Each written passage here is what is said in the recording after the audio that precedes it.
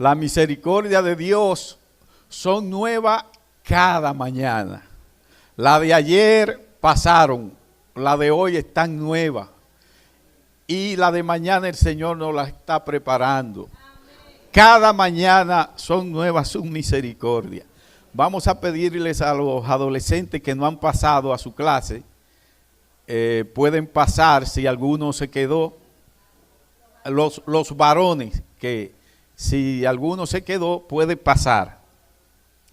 Pueden ponerse de pie, mis hermanos, y vamos a orar al Señor para que el Señor en esta mañana trate con nuestros corazones. Padre, te bendecimos en esta hora, Señor. Te damos gracias. Gracias, Señor, porque tú no miras nuestra bajeza, Señor. Oh, gracias, Señor, porque tú fuiste quien hiciste tu obra, Señor. Y nosotros simplemente sobreedificamos en ella, Señor. Pero queremos hacerlo, Padre, que a ti te agrade, oh Dios. Padre, tú conoces la necesidad de mis hermanos, Señor. Tú conoces su corazón. Tú sabes, oh Dios, lo que le hace falta ahora, Padre. Yo te pido, oh Dios, que tú hables conforme a la necesidad de cada uno, Señor. Yo no conozco la necesidad de mis hermanos, Padre, como tú. Por eso te ruego, Dios Espíritu Santo, que tú hables, Señor, en esta mañana. Que tú, oh Dios, conforte, aliente, Señor, anime, Señor, los corazones. Hoy que tu paz, Señor, tu paz, tu gozo, oh, queden con nosotros, Señor. En el nombre de Jesús. Amén. Vamos a predicar en esta mañana con el título Aprendiendo a confiar en Dios. Aprendiendo a confiar en Dios. Y esa palabra podríamos grabárnosla porque nosotros los seres humanos, todo, y más tratándose del reino de Dios, tenemos que aprenderlo. Porque nada sabemos.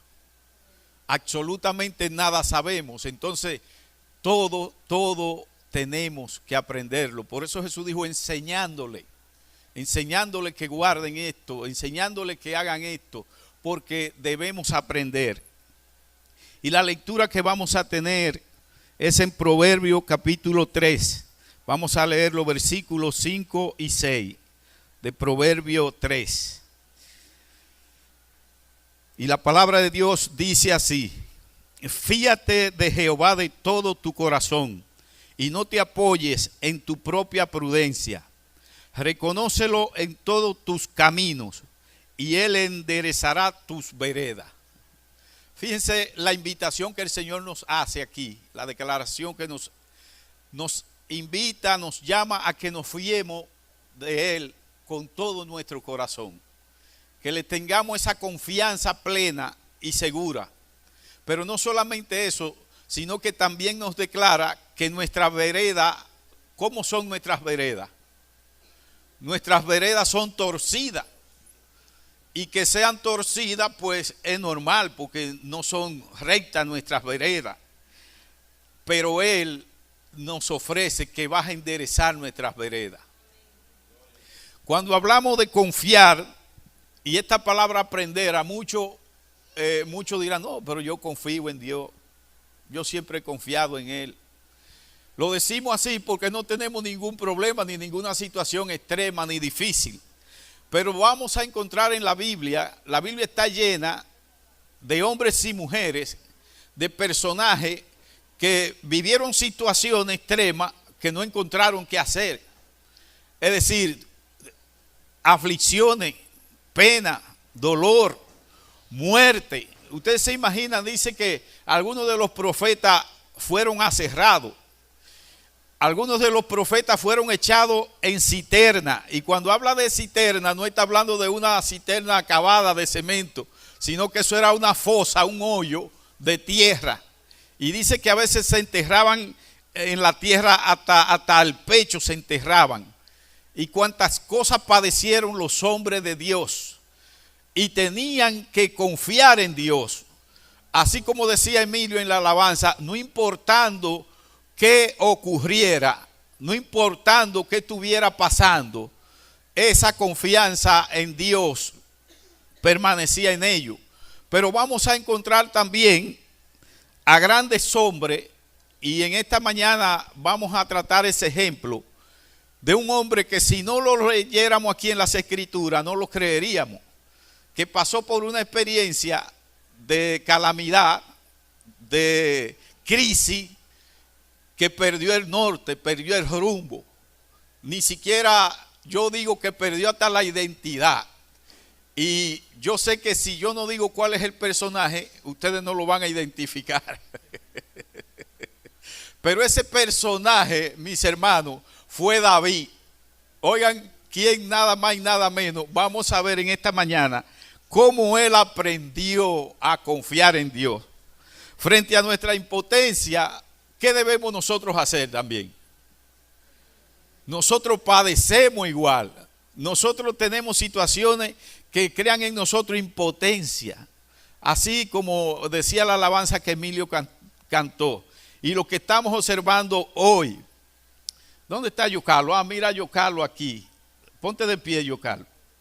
Miren, mi hermano Yocalo fue víctima de un atraco. Nada más y nada menos que en la avenida Estrella Sadalá, frente al Politécnico. ¿A qué hora era, Yocalo? 12:40 y pico, mis hermanos.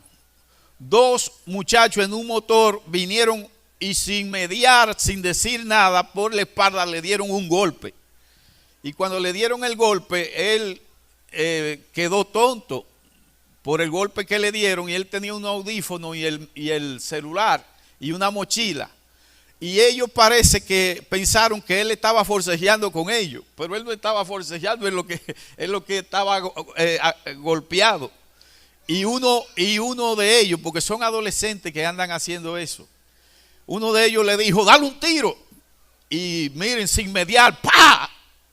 Le dieron el tiro. Ahí tiene el tiro, por la gracia de Dios, por la providencia de Dios. El tiro solamente le flechó así. Y le dieron los puntos ahí en donde está la oficina de Cemento Cibao. Esas son las situaciones, mis hermanos, que se están viviendo. ¿Cómo puedo aprender a confiar en Dios? ¿Cómo yo puedo en medio de tantas situaciones? Pero tenemos que aprender a confiar en Dios. Miren, hay muchos hermanos que aún han dejado grupo porque han entrado en crisis de temor. Y muchos dicen, hay que ser prudente. Y ciertamente yo estoy de acuerdo. Pero no podemos caer al extremo de que nosotros no inutilicemos, que perdamos la confianza en Dios. Entonces en esta mañana vamos a ver cómo nosotros podemos confiar en Dios y por qué nuestro Dios es sumamente confiable. Dios no es hombre. Vamos a ver, si a usted alguien le dice, si mi hermano Leonido me dice a mí que confíe en él, yo puedo decir, sí, Leonido, yo confío en ti, pero puede ser que yo le diga, ¿y por qué tengo que confiar en ti? ¿Verdad? Ahora, tratándose de Dios, nosotros no debíamos tener ninguna cuestionante. Ninguna cuestionante absolutamente. Tratándose de Dios, nosotros debíamos hacer como el niño que se abandona en los brazos de su madre o de su padre. Tratándose de Dios. Ahí es que Dios quiere que nosotros lleguemos. Entonces, ¿por qué no confiamos en Dios de esa manera? Y generalmente es porque no le conocemos. Creemos que le conocemos a Dios, pero si nosotros no llegamos a esa condición de que yo me lance en sus brazos, sabiendo que Él tiene cuidado de mí, como nos lo ha dicho, porque nos lo ha dicho hasta la saciedad y en su palabra.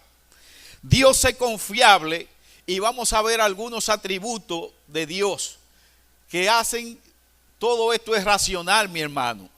Los atributos que vamos a mencionar algunos, Dios tiene muchos atributos, pero nosotros vamos a mencionar los que son más manejables que nosotros conocemos.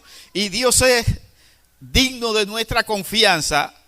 ¿Qué es un atributo? Un atributo es una cualidad inherente, exclusiva de Dios.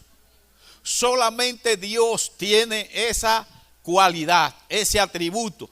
Por eso, si una persona tiene esa cualidad, entonces sería Dios. Por eso solamente conocemos 3 personas con esos atributos: el Padre, el Hijo y el Espíritu Santo.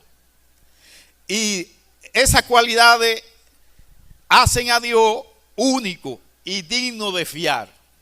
Es decir, digno de que nosotros confiemos en Él. No importa la experiencia que se esté viviendo. Fíjense, esta generación no va rumbo a Génesis, no es empezando que estamos. Esta generación va rumbo a ¿qué? Apocalipsis, al final. Esta generación, por eso es que estamos viendo cosas que nosotros jamás imaginamos que la íbamos a ver. Todas son proféticas. Todo Dios lo ha revelado en su palabra. Y es como que si nosotros no estamos conscientes de eso, bueno, pues porque nosotros no queremos, pero lo estamos viviendo, lo estamos viendo. Y no estamos, muchos se han dejado, están pasmados.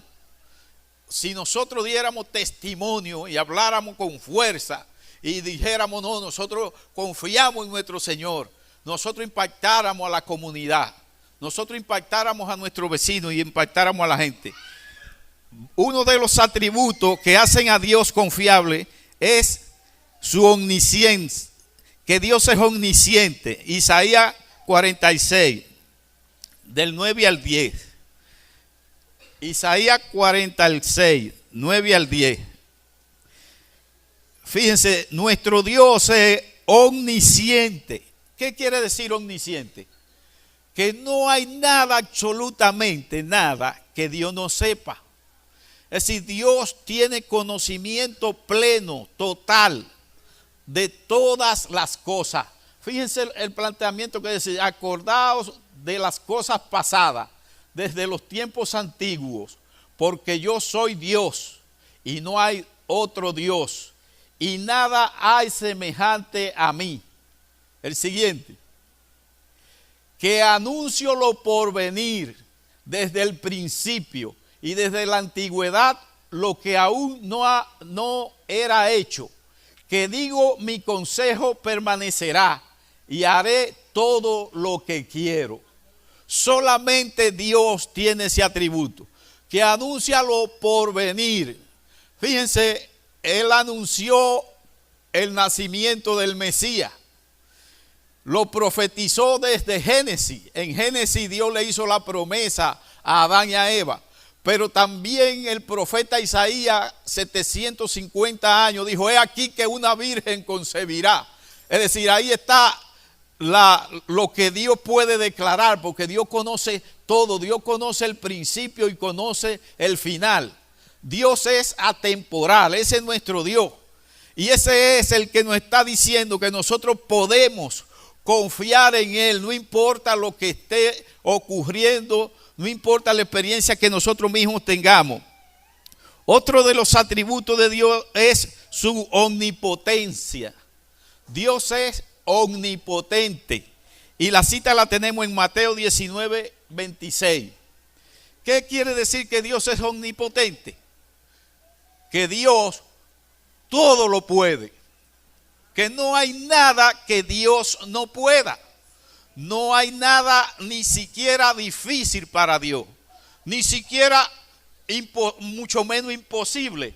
Fíjense que Jesús se lo dice cuando estaba hablando con los discípulos, y mirándolos, Jesús les dijo: para los hombres esto es imposible, mas para Dios todo es posible. No hay nada ni siquiera difícil. Es decir, Dios es digno de nuestra confianza. Dios es digno de que nosotros nos fiemos de Él, de que nosotros confiemos en lo que Él nos ha dicho, en lo que Él nos ha hablado. Por eso el creyente debe distinguirse, mis hermanos. Si somos creyentes, debemos andar con el pecho erguido. No que no tenemos problemas ni dificultades, porque lo vamos a ver. Dios es omnipresente también. En el Salmo 139, del 7 al 12, Dios es omnipresente. Entonces, ¿qué dice el Salmo? Porque tú formaste mis entrañas. El Salmo 139, 7 al 12. Porque tú formaste mis entrañas. Dice, ¿a dónde me iré de tu espíritu? ¿Y a dónde huiré de tu presencia? Es decir, si subiere a los cielos, allí estás tú. Y si en el Seol hiciere mi estrado, he aquí, allí tú estás. Si tomare las alas del alba y habitare en el extremo del mar, aún allí me guiará tu mano y me asirá tu diestra. Si dijere ciertamente las tinieblas me encubrirán, aún la noche resplandecerá alrededor de mí. Fíjense, aún las tinieblas, Dios es luz, pero aún las tinieblas no podrían encubrirnos. Lo que nos está diciendo a nosotros, no hay lugar, no hay sitio donde el hombre, el ser humano, se pueda ocultar de Dios. Dios es digno de nuestra confianza. Dios es veraz. Y eso lo encontramos en Números, capítulo 23, 19. Dios no es hombre para que mienta, ni hijo de hombre para que se arrepienta. Él dijo y no hará. Habló y no ejecutará. Es decir, Dios es confiable, porque nos ha dado su palabra, nos ha revelado su plan. Y el propósito, fíjense, hay mucha gente que piensa, no, Dios no es conocible. Y se vende eso mucho, como que Dios no es conocible. Dios no es conocible en la parte que Él no nos ha dado a conocer. Pero ¿qué dice? Que lo revelado por Él es para que nosotros lo conozcamos. No es para que nosotros no lo conozcamos. Entonces por eso podemos profundizar en la palabra de Dios. Ahondar, hollar, escudriñar. Porque Dios es conocible hasta donde a nosotros nos va a llevar a tener esa confianza plena. Dios es amor. Y ese versículo lo vamos a dejar porque lo conoce todo el mundo. Primera de Juan 4:8. Dios, no es que en Dios hay amor. No, Dios es amor. Él nos ama de una manera incomprensible para el ser humano.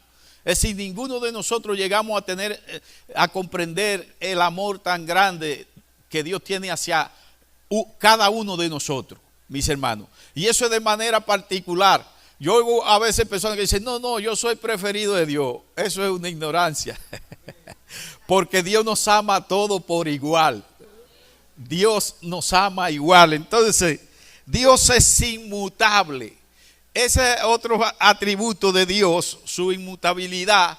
Miren, lo que nos está diciendo es que nos da esa seguridad. Dios no es cambiante. A Dios no lo cambia el tiempo, no lo cambia la situación. Dios no cambia su esencia. Entonces, mis hermanos, ¿debemos confiar o no debemos confiar en Dios? Pase lo que pase, se raje la tierra, se abra el mar, lo que sea que pase, debemos confiar en Él. Ahora, podemos aprender por nosotros mismos. Él nos ha sido fiel. Aquí Él nos ha librado. ¿Cuántas veces nos ha librado? Él nos ha sido fiel. Pero también vamos a ver en la condición que puede caer un hombre de Dios, que no puede pasar a uno de nosotros. Busquen en Primera de Samuel 30, del 1 al 6. Primera de Samuel 30, del 1 al 6. Y aquí vamos a ver el ejemplo de David.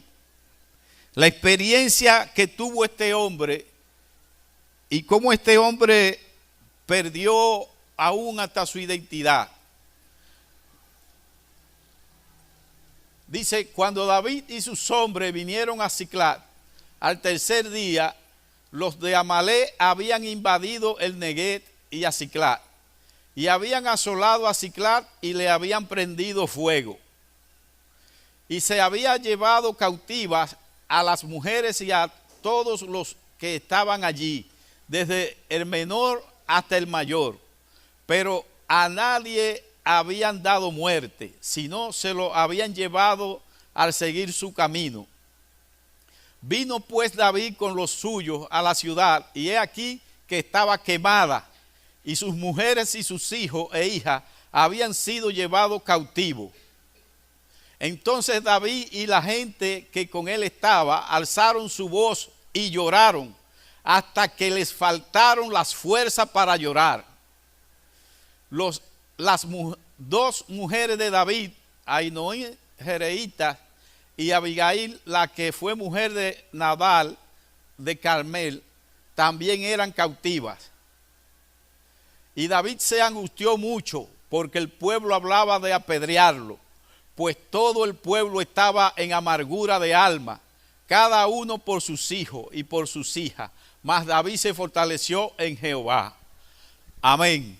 Ahora, para ver cómo David llegó a ese momento, en ese contexto que hemos leído, lo primero que vamos a ver es que David ahí estaba en tierra de los filisteos y se había ido.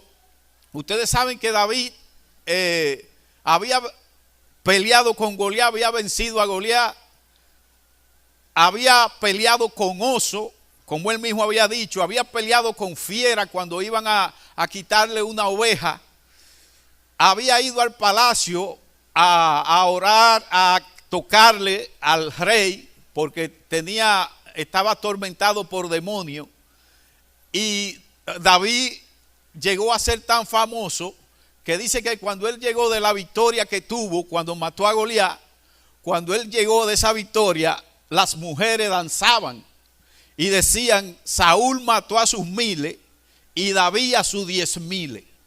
Y eso despertó en Saúl. ¿Qué despertó en Saúl? Una envidia y un celo tal que dijo, David no puede vivir. Es decir, desde ese momento Saúl entonces empezó una persecución tenaz contra David. De tal manera, mis hermanos, que en Primera de Samuel 27:1 vamos a ver cómo David empezó a razonar, cómo empezó él a pensar. Si no tiene esa cita, yo la voy a leer. Ok. Dice, dijo luego David en su corazón, al fin seré muerto algún día por la mano de Saúl. Nada, por tanto me será mejor que fugarme a la tierra de los filisteos, para que Saúl no se ocupe de mí y no me ande buscando más por todo el territorio de Israel, y así escaparé de su mano. Fíjense, cuando una persona entra en un pesimismo, el razonamiento que hace David aquí, ¿cómo era? Dice, a David se le olvidó la unción, que Samuel lo había ungido como rey. Oigan, ya Samuel lo había ungido como rey. Los profetas le habían dicho que él iba a ser el rey de Israel. Aún el mismo Saúl se lo había dicho. La misma mujer Abigail se lo había dicho. Pero él estaba en una situación estresante, diríamos, insoportable. Estaba viendo desde una perspectiva solamente horizontal. Nada de ver hacia Dios, hacia arriba. Y él mismo dice, algún día seré muerto por la mano de Saúl. Mejor me conviene que me vaya a tierra de los filisteos. ¿Qué hace cuando nosotros estamos angustiados y preocupados y perdemos la confianza en Dios? Que nos metemos en la boca del enemigo. Oye, se va a morar a tierra de los filisteos, se va. Y fue y habló con Aquis, que era el rey de los filisteos, y habló con él, porque él no era enemigo del rey Aquis. Él no era el rey de Israel, era Saúl. Y Aquis aprovecha la situación y le da a Ciclar, y le da el Negué. Le dice, no, establecete ahí. Ahí, él para sentirse Aquis respaldado por David. Y fíjense, estando David ahí, porque cuando estamos así, lo que hacemos es que cometemos más desatino. En vez de hacer cosas atinadas, cometemos más desatino. Si leemos en 1 de Samuel 27:11, ¿qué hacía David mientras estuvo ahí? ¿Qué empezó él a hacer? Una estrategia tenía. David duró 1 año y 4 meses en tierra de los filisteos. 1 año y 4 meses. Oiga, que se había olvidado de todo. Ni siquiera salmo cantaba, ni escribía salmo, mucho menos clamaba hacia arriba. Y entonces, ¿qué hacía David? Fíjense la estrategia que hacía. Ni hombre ni mujer dejaba a David con vida para que viniesen a Gat. Gat era la capital donde estaba Aquis. Diciendo, no sea que den aviso de nosotros y digan, esto hizo David. Y esta fue su costumbre todo el tiempo que moró en la tierra de los filisteos. Fíjense, mientras él estuvo 1 año y 4 meses, David se hizo más sanguinario. Porque entonces, para que nadie fuera a darle cuenta a Aquis, para que no le dieran cuenta a los filisteos de lo que él hacía, dice que no dejaba vivo ni hombre ni mujer, lo exterminaba. David estaba cometiendo más desatino. Fíjense que cuando él tal vez sentía mucha seguridad, entonces llegó el momento que el ejército de los filisteos se iba a enfrentar con el ejército de Israel. Y en 1 de Samuel 29, 2 y 4, vamos a ver qué pasó. Cuando los ejércitos de Israel y de los filisteos se iban a enfrentar, entonces el rey Aquis, que tenía a David en la retaguardia, él se sentía seguro y le dijo a David, mira, tú vas ahí conmigo, porque tú no me vas a fallar. Además, David no le había fallado. Pero fíjense la providencia de Dios y cómo Dios actúa. Los príncipes de los filisteos, ¿qué dijeron? Y cuando los príncipes de los filisteos pasaban revista a su compañía de a 100 y de a 1000 hombres, David y sus hombres iban en la retaguardia con Aquis. Y dijeron los príncipes de los filisteos, ¿qué hacen aquí estos hebreos? Y Aquis respondió a los príncipes de los filisteos, ¿no es este David, el siervo de Saúl, rey de Israel, que ha estado conmigo por días y años, y no he hallado falta en él desde el día que se pasó a mí hasta hoy? El mismo Aquis dijo, tú has sido un ángel de Dios para mí, porque él se sentía seguro.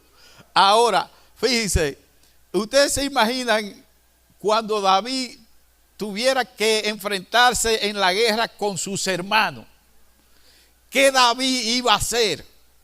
Cuando David iba a tener que matar de sus propios hermanos, la providencia de Dios usa a los príncipes de los filisteos, y entonces le dicen ellos, retira a ese hombre, nosotros no lo queremos con nosotros, no sea que quiera entregar nuestras cabezas a su señor, y entonces los reciban con pompa.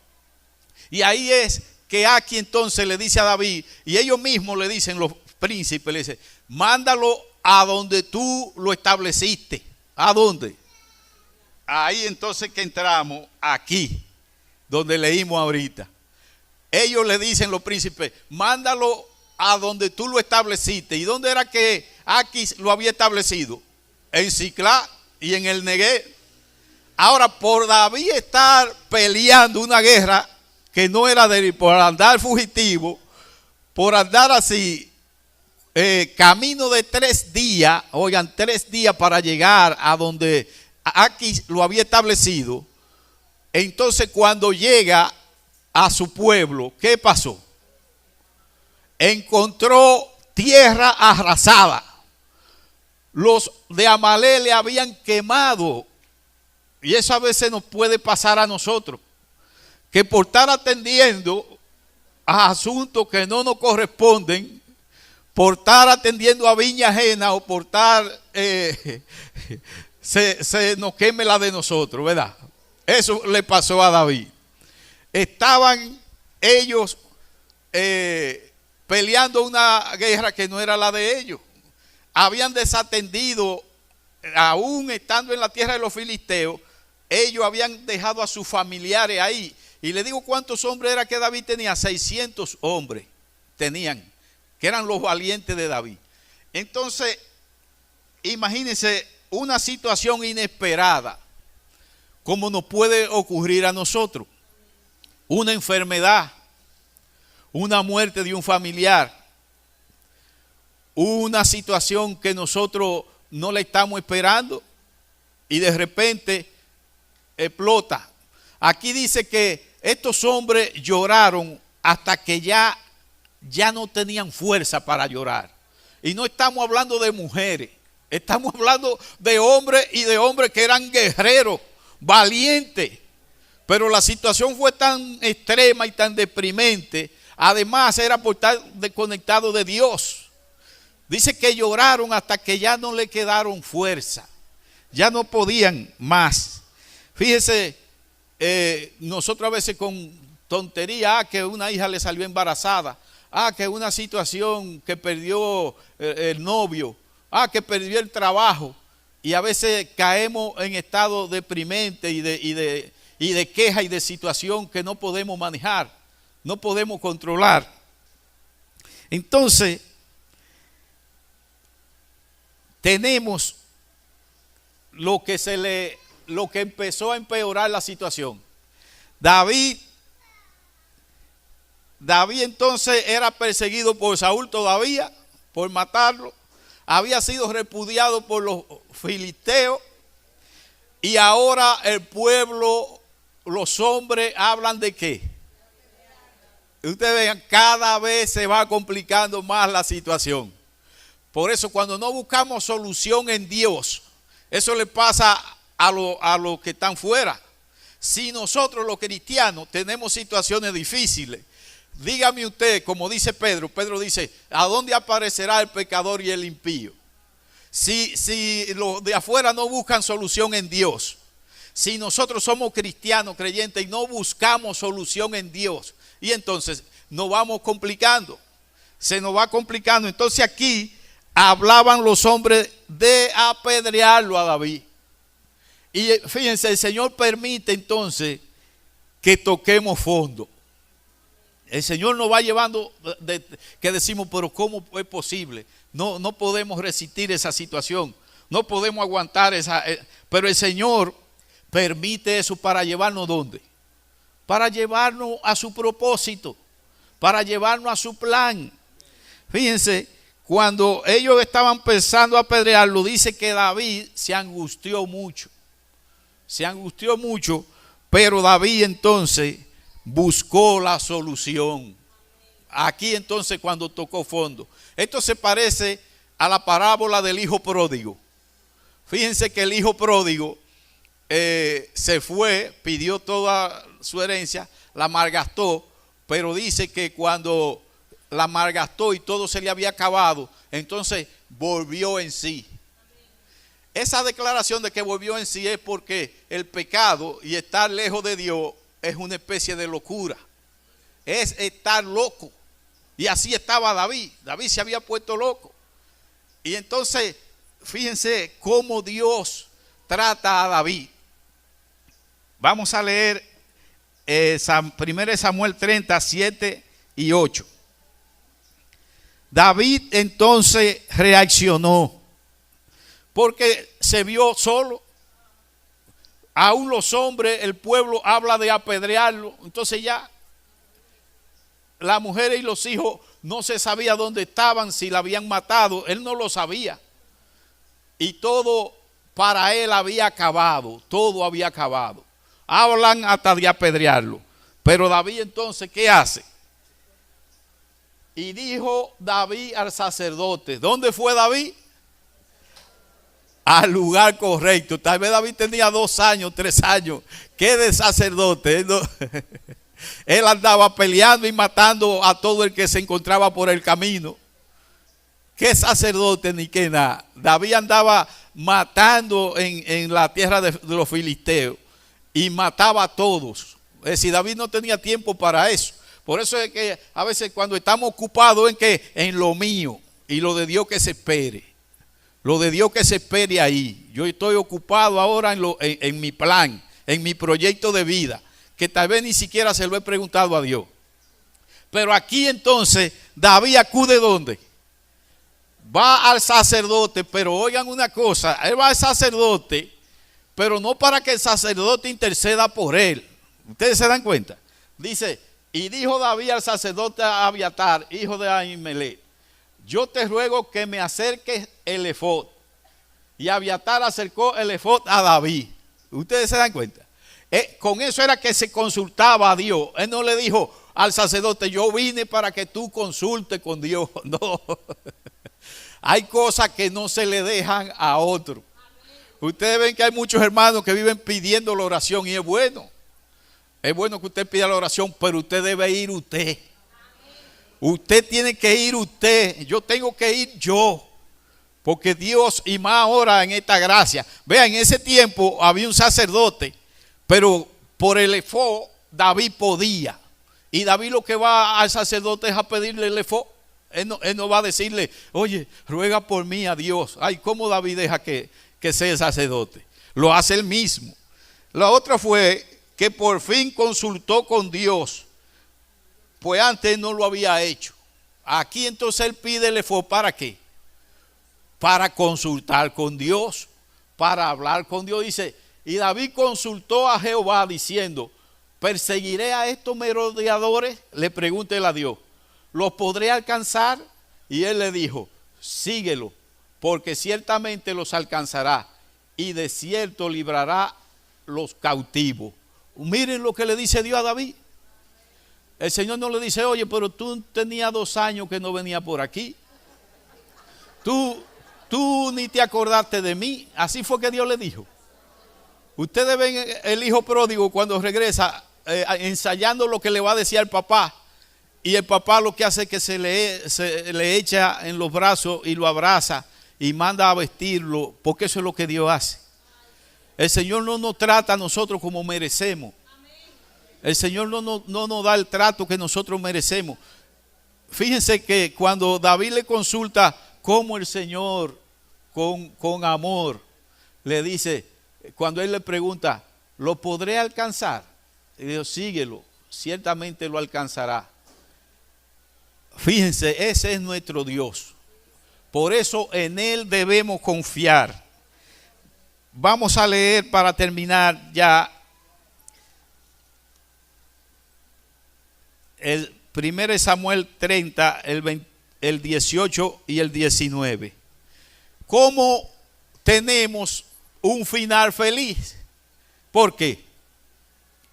¿Por qué? Porque volví a Dios. Es decir, no me quedé frustrado, no me quedé amargado, no me quedé llorando. No hice otra cosa que lo que conocía. Tal vez David se acordó de los salmos que había escrito. Cuando temo, en ti confío. Y David empezó a recordar su vida que había tenido, que había vivido con el Señor. Y fíjense cómo dice la palabra, y libró David todo lo que los amalecitas habían tomado. Y asimismo libertó David a sus 2 mujeres. y no les faltó cosa alguna, chica ni grande, así de hijos como de hijas, del robo y de todas las cosas que le habían tomado, todo lo recuperó David. Sigue. Y no le faltó, tomó también David todas las ovejas y el ganado mayor, y trayéndolo todo delante decían, este es el botín de David. Ahora sí, este es el botín de David. Lo que habían caído, fíjense, hay muchas personas que no saben cómo reaccionar en momentos de crisis. Pero miren cómo David se mantuvo, aunque se angustió, aunque hizo cosas que no debió hacer, pero se mantuvo hasta que, volviendo en sí, acudió a Dios. Hermano, ninguno de nosotros estamos exentos de problemas ni de calamidades. No estamos exentos, la Biblia no habla de eso. Pero tenemos un Dios confiable. Tenemos un Dios en el cual podemos confiar y vivir aún en medio de esta, así como cuando Jesús iba en la barca, ¿verdad? Que la mar se embraveció y Jesús iba durmiendo, el mar embravecido y Jesús iba durmiendo. Mi hermano, el mundo está embravecido. Así es que está el mundo. El mundo está convulsionado. El mundo está embravecido. Pero nosotros tenemos que seguir confiando en nuestro Dios. Que el Señor le bendiga.